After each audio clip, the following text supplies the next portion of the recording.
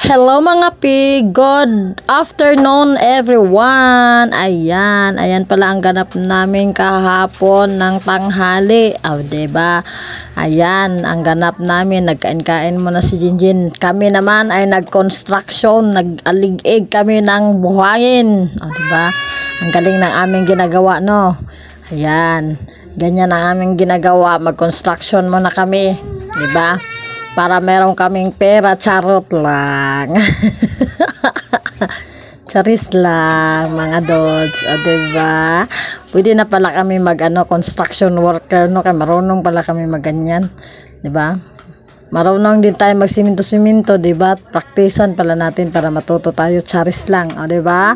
Ganyan ang aming ganap. Kami ay tinulungan ko si Ate Flor pala dyan sa ng buhangin. Para may magagamit daw sila dahil i-flooring sa kanilang bahay, i-finishing pala sa kanilang bahay. Diba guys, diba? Tulungan natin si Maring Flora. Dahil si Maring Flora lagi tumutulong sa atin, kaya tayo naman ang tutulong sa kanya. Diba? Ganun lang yan mga kapigs. Diba? Diba? Na ganyan tayo. Inano namin yung buhangin dyan, yung parang giag-ag, kung sa Bisaya ba, giag-ag na ang mga buhangin ba, para ang mga pino mahabilin, ang mga bato nasa igbaw, di ba? Kuya po ay kabudlay po spellingon, di ba? Di ba? Ganyan na aming ginagawa, guys. Di ba? Nakaharang pa kami sa kalsada, sa daanan yan, sa eskinita.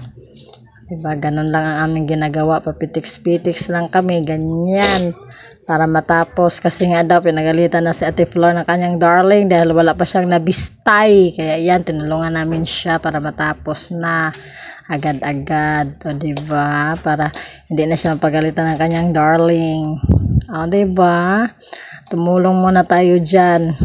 Dahil si Ate Flor laging nakatulong sa atin. Ako naman ang tutulong sa kanya ngayon. Diba? Yan. Kahit pa paano, makatulong ako ganyang bagay lang. Masaya na ako dyan. Diba? Ganun lang po ang aking ganap ngayong kahapon pala yan. Ngayon ko lang siya mai-upload.